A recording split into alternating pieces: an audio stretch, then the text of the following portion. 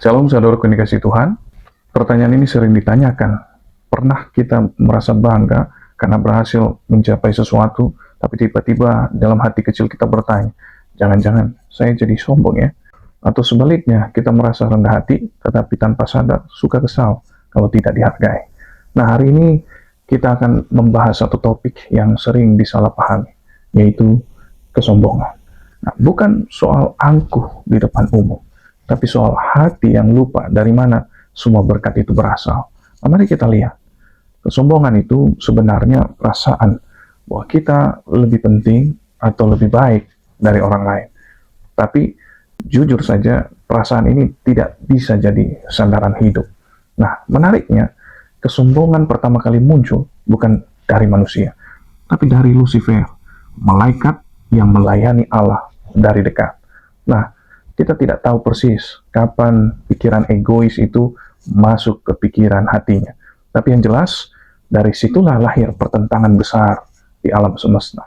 Nah, iblis kemudian menanamkan keraguan ini ke Adam dan Hawa, menggoda mereka untuk lebih mencintai diri sendiri daripada Allah. Dan sejak saat itu, dunia bergumul dengan dosa. Nah, sekarang, apakah semua rasa bangga itu salah? Tentu tidak. Alkitab sendiri mengajarkan kita untuk mengasihi sesama seperti mengasihi diri sendiri. Markus 12 ayat 31. Jadi ada bentuk kasih diri yang sehat.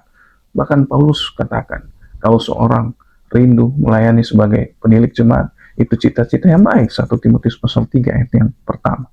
Lalu apa bedanya? Nah, seseorang jadi sombong ketika dia bawa semua atau memberikan semua untuk kemuliaan yang harusnya kepada Allah, tapi dia berikan untuk dirinya sendiri. Yang harusnya dikerjakan Allah, nanti akan dilakukan oleh Allah, tapi untuk memuliakan diri sendiri. Jadi boleh bangga, punya talenta, boleh senang atas pencapaian, tetapi jangan lupa dari mana semua itu berasal. Nah, mari kita lihat ada hal menarik dalam pelajaran kali ini. Nama Lucifer sebenarnya tidak ada dalam teks Ibrani.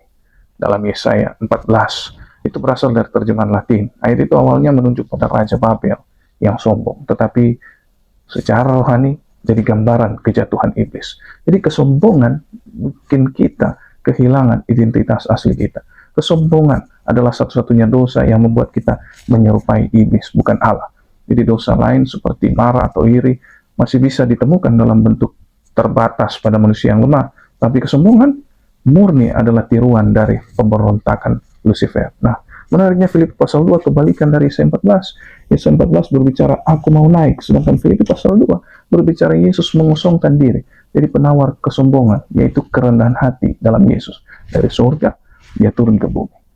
Lalu bagaimana prakteknya dalam kehidupan kita saat ini? Yang pertama, mari kita evaluasi motivasi pelayanan dan pekerjaan kita. Apakah kita sedang melayani karena ingin dipuji, diakui, atau untuk memuliakan Allah?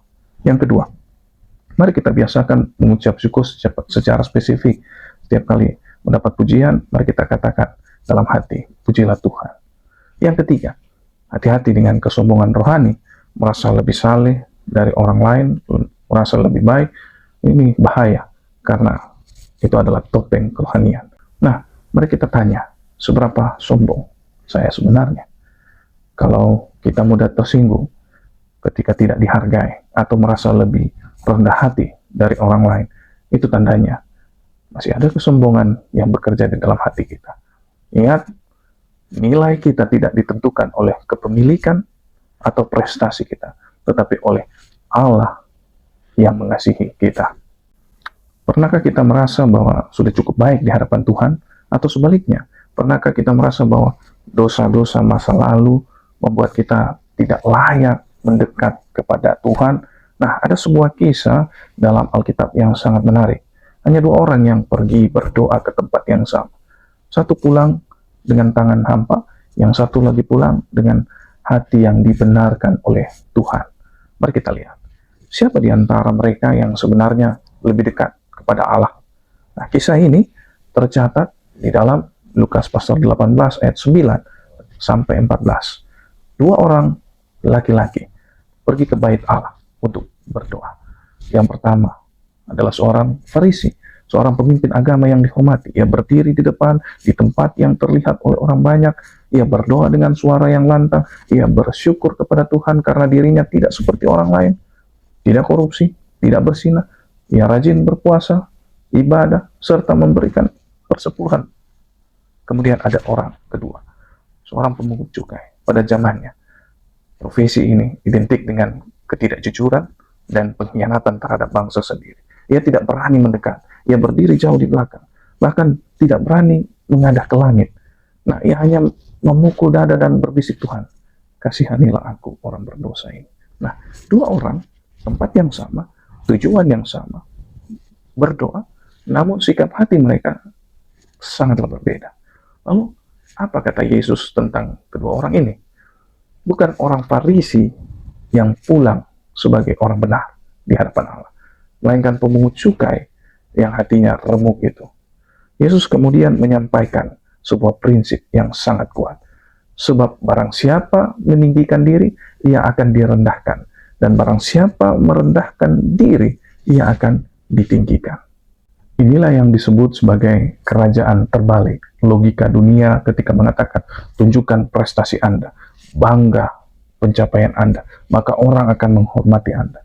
Tetapi logika sorga berkata, semakin Anda merasa benar, semakin jauh Anda dari kebenaran sejati. Semakin Anda mengaku dosa, semakin dekat Anda kepada anugerah.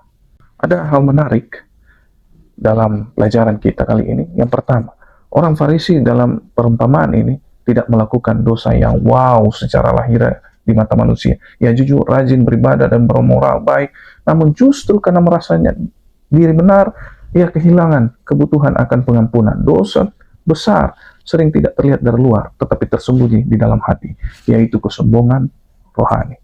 Yang kedua, kata yang digunakan pemungut cukai dalam bahasa Yunani adalah elasteti moi, istilah yang sama untuk pendamaian melalui korban. Ia tidak sekedar minta maaf, ia memohon belas kasihan seperti orang terhukum yang menanti diampuni raja. Yang ketiga, kata meninggikan diri dalam Lukas 18 ini menggunakan akar kata yang sama dengan menyalibkan dalam Yohanes 12. Ironisnya, orang Farisi meninggikan diri dengan cara yang salah, sedangkan Yesus ditinggikan di kayu salib justru dengan merendahkan diri. Inilah satu-satunya jalan menuju kemuliaan sejati. Lalu apa artinya bagi kita yang mungkin sudah berumur, mungkin yang sudah lama bergumul dalam iman? Yang pertama, jangan pernah membandingkan kesalehan kita dengan orang lain. Mari kita fokus pada Allah. Kedua, berdoalah dengan jujur dan singkat jika perlu. Doa pemungut cukai hanya 6 kata dalam bahasa Yunani, tetapi lebih berharga di hadapan Tuhan daripada doa yang 1 menit, 5 menit panjang yang penuh dengan kemegahan rohani dan bertele-tele. Yang ketiga, latihlah kerendahan hati secara praktis dalam kehidupan kita dan kita bawa untuk kemuliaan bagi nama Tuhan saja. Yang keempat, setiap malam kita introspeksi, menyadari hari ini apakah saya lebih sering seperti orang Farisi, bersyukur karena tidak seperti orang lain, atau seperti pemungut cukai yang hanya bisa berkata, Tuhan, kasihanilah saya. Nah, Rasul Petrus dengan tegas menyatakan, Allah menentang orang yang congkak, tetapi mengasihi orang yang rendah hati. Mari kita terus bawa doa hati kita untuk berkata, Tuhan, kasihanilah aku, orang berdosa ini. Bayangkan seandainya Anda memiliki segalanya, kekuasaan tertinggi di kerajaan terkuat di dunia, kekayaan yang tak terhitung, pendidikan terbaik, dan popularitas yang luar biasa. Nah, itulah posisi Musa di istana Mesir. Meninggalkan semua kemewahan, hidup di padang gurun selama 40 tahun, dan akhirnya dikenal bukan karena kuasa, kemegahan, kekayaannya, melainkan karena kerendahan hatinya. Apa yang membuat Musa berubah? Dan apa yang dapat kita pelajari dari kisah ini? Kita perlu memahami latar belakang Musa terlebih dahulu. Dalam kisah para rasul pasal 7 ayat 22 mengatakan, Musa dididik dalam segala hikmat orang Mesir, dan ia berkuasa dalam perkataan dan perbuatannya. Jadi para ahli sejarah mencatat bahwa Musa bukan sekedar putra angkat putri Firaun. Ia adalah seorang ahli sejarah, ahli sastra, ahli filsafat, panglima tentara, ahli hukum. Ia berdiri tanpa tandingan pada zamannya. Kekuasaan, kekayaan, dan popularitas ada dalam genggaman Musa saat itu. Dunia ada dalam jangkauannya. Secara manusia, ia layak menjadi orang paling sombong di muka bumi saat itu. Namun, Musa memiliki kekuatan moral untuk menolak semua itu. Ia memilih menderita sengsara bersama umat Allah daripada untuk sementara menikmati kesenangan dari dosa. Seperti yang dituliskan dalam Ibrani pasal 11 ayat 24 hingga 26. Namun perlu saudara-saudari pahami, kerendahan hati Musa tidak muncul secara instan. Ada satu peristiwa di mana Musa bertindak impulsif. Ia membunuh seseorang Mesir karena emosi. Keluaran 2 ayat 12. Akibatnya, ia melarikan diri di padang gurun. Di sanalah Allah memulai proses pembentukannya yang sesungguhnya. Selama 40 tahun, gunung-gunung menjadi dinding ruang kelasnya. Kesombongannya disingkirkan satu persatu. Tidak ada istana, tidak ada pegawai, tidak ada kemewahan. Yang ada hanyalah Musa, domba-domba, dan keheningan padang gurun. Di tempat itulah Allah mengajar Musa tentang hal-hal yang perlu diketahui untuk memimpin satu bangsa keluar dari perbudakan menuju ke tanah perjanjian. 40 tahun, bukan 40 hari. Waktu panjang justru menjadi alat Allah untuk melucuti ambisi dan membangun kerendahan hati Musa. Mari kita lihat hal menarik dari kisah Musa, hamba yang rendah hati ini. Yang pertama, Musa adalah satu-satunya orang dalam Alkitab yang dikuburkan langsung oleh Allah sendiri. Menurut Ulangan 34 ayat 5 hingga 6. Tidak ada yang tahu di mana makamnya hingga hari ini. Tidak ada monumen, tidak ada prasasti, tidak ada makam megah.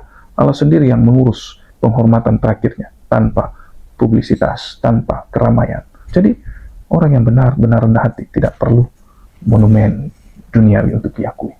Yang kedua, Musa 2 kali berpuasa 40 hari tanpa makan dan minum di atas gunung.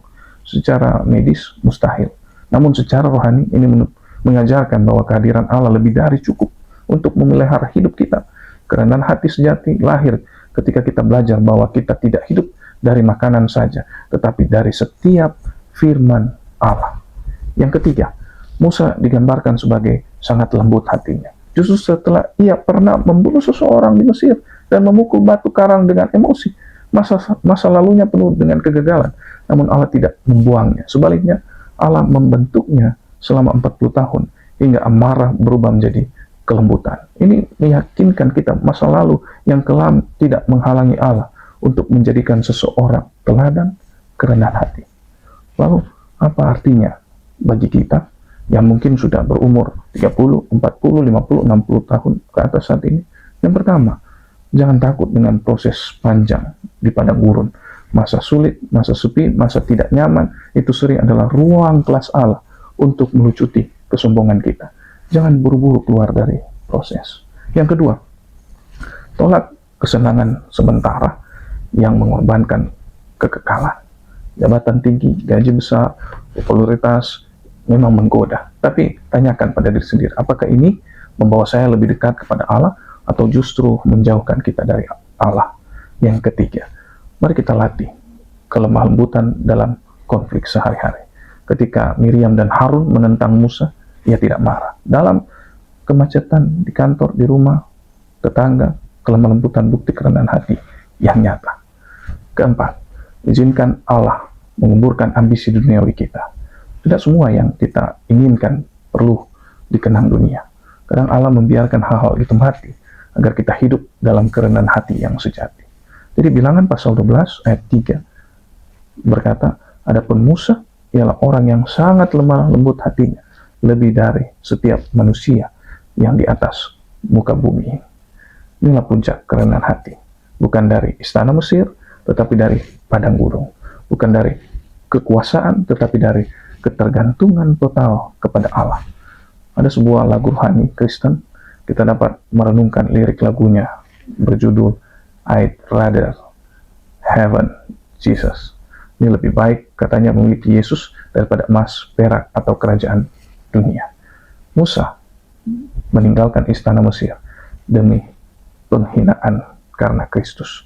Pertanyaannya, Sekarang apa yang lebih berharga bagi kita? Kesenangan dunia yang sementara atau hadirat Yesus yang kekal? Coba kita bayangkan ketika kita menjadi salah satu murid Yesus, setiap hari berjalan dengan Yesus, makan bersama Yesus, mendengar pengajaran Yesus secara langsung, dan menyaksikan orang buta melihat, orang lumpuh berjalan, bahkan orang mati dibangkitkan. Kemudian, satu malam, di ruang atas yang sunyi, pertanyaan sederhana muncul di antara kita dan teman-teman sepelayanan. Siapakah sebenarnya yang terbesar di antara kita? Kedengarannya aneh, tetapi inilah yang benar-benar terjadi. Para murid berselisih tentang kebesaran mereka, tepat sebelum Yesus disalibkan. Mari kita lihat, jika orang yang paling dekat dengan Yesus pun bisa jatuh dalam perselisihan seperti ini, bagaimana dengan kita? Nah, kisah ini tercatat di dalam Lukas pasal 22 ayat 24 hingga 27. Setelah Yesus berbicara tentang pengkhianatan Yudas, tiba-tiba murid-murid berselisih saat itu. Bukan tentang bagaimana melayani Tuhan, bukan tentang bagaimana menghadapi pencobaan yang akan datang, melainkan tentang siapa yang terbesar di antara mereka. Nah, ironinya, mereka sudah bertahun-tahun bersama Yesus. Mereka mendengar sendiri ajaran tentang Yesus, tentang kerendahan hati. Mereka melihat bagaimana Yesus membasuh kaki para murid. Namun, kesombongan ini tetap muncul. Respon Yesus luar biasa. Dia tidak marah. Dia justru memanfaatkan momen ini untuk mengajarkan sesuatu kebenaran yang sangat radikal. Apa? Barang siapa ingin menjadi besar di antara kamu, hendaklah ia menjadi pelayan. Wow. Kebesaran dalam kerajaan Allah ternyata diukur dari kerelaan untuk melayani, bukan dari kekuasaan atau status. Dalam buku tulisan Ellen G. White, Membina Kehidupan Abadi, halaman 114, saya kutip, tidak ada perkara yang begitu menyakitkan hati Allah atau begitu berbahaya kepada jiwa manusia seperti keangkuhan dan merasa diri kuat. Dari semua dosa-dosa inilah dosa yang paling tidak berpengharapan dan paling susah diperbaiki. Nah, mengapa demikian? Karena kesombongan membuat seseorang buta terhadap dosanya sendiri. Orang yang sombong tidak merasa perlu bertobat karena ia menganggap dirinya sudah baik. Nah, dosa persinggahan, dosa pencurian, atau kebohongan, seseorang biasanya sadar bahwa itu salah. Tetapi kesombongan, dia menyamar sebagai kebajikan. Ia bisa bersembunyi dalam kesalehan, di balik pelayanan, bahkan di balik doa yang panjang. Mari kita lihat ada beberapa hal yang menarik untuk mendalami pelajaran ini. Yang pertama, perselisihan tentang siapa yang terbesar. Ini tercatat setidaknya 3 kali dalam Injil. Dalam Lukas pasal 9, Markus pasal 9, Lukas pasal 22. Ini menunjukkan bahwa kesombongan adalah dosa yang berulang kali muncul. Bahkan setelah koreksi berulang kali. Jangan kecewa jika kita masih bergumul. Yang penting adalah terus bawa kepada Yesus. Yang kedua, Yesus menjawab perselisihan ini tepat sebelum perjamuan terakhir. Ini bukan setelah kebangkitan, bukan setelah pelayanan besar, tapi tepat sebelum penderitaan terbesarnya. Ini mengajarkan bahwa kesombongan tidak kenal waktu. Bahkan di saat-saat paling kudus sekalipun, hati manusia bisa tergoda untuk memikirkan dirinya sendiri. Yang ketiga, bahasa asli untuk kata melayani dalam Lukas pasal 22 ayat 26, yaitu diakonos. Akar kata untuk diaken. Yesus tidak berkata bahwa pemimpin tidak boleh dihormati. Ia berkata bahwa kebesaran sejati diukur dari seberapa banyak kita melayani, bukan seberapa banyak kita dilayani. Jadi gereja tidak butuh pemimpin yang mempunyai karisma yang luar biasa. Gereja butuh pemimpin yang rendah hati untuk melayani dengan hati. Lalu apa artinya bagi kita yang sudah dewasa, sudah lama di dalam gereja bahkan, atau yang baru? Yang pertama, mari kita evaluasi motivasi pelayanan. Dengan jujur tentunya, apakah kita melayani karena ingin dilihat orang, dihormati, atau dipuji? Atau karena benar-benar mengasihi Tuhan? Yang kedua, mari kita waspada perselisihan kecil di gereja. Perdebatan tentang jabatan, posisi, atau siapa yang lebih rohani. Nah, ini sering terjadi dalam gereja. Ini yang namanya kesombongan yang tersembunyi. Yang ketiga, jangan menganggap diri kebal terhadap kesombongan. Jika para murid yang tinggal bersama Yesus pun bisa berselisih soal kebesaran, apalagi kita. Mari kita rendahkan hati setiap hari dalam Yesus. Yang keempat, mari kita latih kerendahan hati yang tidak terlihat. Lakukan kebaikan yang tidak diketahui siapapun. Beri tanpa tanda terima kasih. Lakukan pelayanan tanpa dilihat orang. Dan untuk menghindari kesombongan. Kerendahan hati sejati tidak dihasilkan dari usaha keras kita. Ia lahir secara alami ketika kita melakukan satu hal sederhana, yaitu apa? Memandang Yesus. Dalam Lukas pasal 22, para murid berselisih tentang siapa yang terbesar. Namun Yesus tidak berkata, cobalah lebih dahulu keras untuk menjadi rendah hati. Tapi Yesus berkata, aku ada di tengah-tengah kamu sebagai pelayan. Nah, mari kita lihat dan belajar bersama apa yang terjadi ketika kita sungguh-sungguh ada di dalam Yesus, memandang Yesus. Dalam Lukas pasal 22 ayat 27 mencatat perkataan Yesus yang sangat kuat. Sebab siapakah yang lebih besar, yang duduk makan atau yang melayani? Bukankah dia yang duduk makan? Namun aku ada di tengah-tengah kamu sebagai pelayan. Nah, bayangkan konteksnya. Para murid baru saja berselisih tentang siapa yang paling besar. Mereka mengira kebesaran diukur dari status, kekuasaan, jabatan, atau pengakuan. Tapi Yesus saat itu membalik logika dunia. Ia sang guru, sang Tuhan, raja atas segala raja, justru mengambil posisi terendah sebagai pelayan. Ini bukan sekedar ajaran tentang kerendahan hati. Ini adalah teladan hidup. Yesus tidak hanya berkata, rendahkanlah hati. Tetapi ia datang dan menunjukkan apa artinya merendahkan hati, dan dia lakukan. Rasul Paulus dalam Filipi pasal 2 ayat 3 hingga 8 memberikan petunjuk praktis untuk kita bagaimana kita harus hidup dalam terang salib Kristus. Rasul Paulus menulis dalam firman Tuhan, jangan melakukan sesuatu dengan kepentingan sendiri atau dengan mencari puji-pujian. Nah, sebaliknya, rendahkanlah hatimu dan anggaplah orang lain lebih utama daripada diri kita sendiri. Kemudian Paulus mengajak kita memiliki pikiran yang sama seperti Kristus Yesus. Yesus yang dalam rupa Allah tidak menganggap kesetaraan dengan Allah sebagai milik yang harus dipertahankan. Sebaliknya, ia mengosongkan diri, mengambil rupa sebagai seorang hamba, menjadi sama seperti manusia, dan ia taat sampai mati, bahkan mati di kayu salib. Nah, inilah inti kerendahan hati. Bukan tentang merasa kecil, tapi tentang rela melepaskan hak kepentingan kita demi melayani orang lain. Ada hal yang menarik untuk kita mendalami pelajaran pandanglah dia. Yang pertama, fase mengosongkan diri dalam Filipi pasal 2 ayat 7 menggunakan kata Yunani keno. Kata ini hanya digunakan untuk menggambarkan inkarnasi Yesus. Yesus tidak berhenti menjadi Allah, tetapi ia melepaskan kemuliaan dan hak-hak ilahinya untuk sementara waktu. Jadi kerendahan hati sejati bukan tentang merendahkan nilai diri, tetapi tentang rela melepaskan hak demi melayani. Nah, Lukas pasal 22 ayat 27 adalah satu-satunya tempat dalam Injil di mana Yesus secara eksplisit menyebut dirinya pelayan, diakonos. Meskipun ia disebut Rabi, Tuhan, dan Juru Selamat, di sini ia memiliki gelar yang paling rendah. Jika Raja Alam Semesta menyebut dirinya pelayan, tidak ada gelar yang terlalu rendah bagi kita.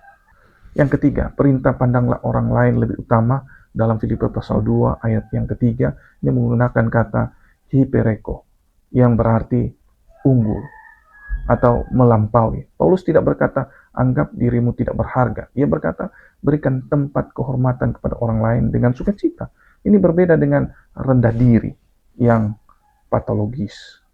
Lalu apa yang terjadi ketika kita sungguh-sungguh memandang Yesus? Nah, mari kita lihat. Pelajaran hari Kamis, ada satu kutipan menyatakan dengan indah, diri kita pasti akan lenyap saat kita memandang kepadanya.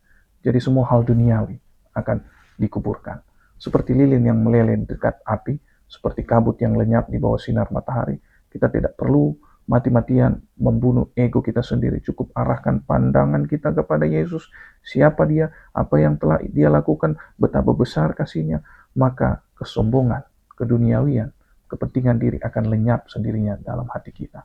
Saudaraku yang kasih Tuhan, ini adalah kabar baik bagi kita yang sudah lelah bergumul dengan rasa bangga. Solusinya bukan mencoba lebih keras. Solusinya adalah memandang lebih lama kepada Yesus. Mari kita luangkan waktu hari ini. Ambil Alkitab, cari tempat yang tenang. Kita coba tuliskan Mazmur 138 kata demi kata. Biarkan firman itu masuk dalam hati pikiran kita dan menyembuhkan hati kita yang luka. Demikian pendalaman sekolah sahabat kita. Tuhan Yesus memberkati saudara-saudariku yang dikasihi Tuhan. Sampai jumpa di video berikutnya. Shalom. Maranatha. Yesus segera datang.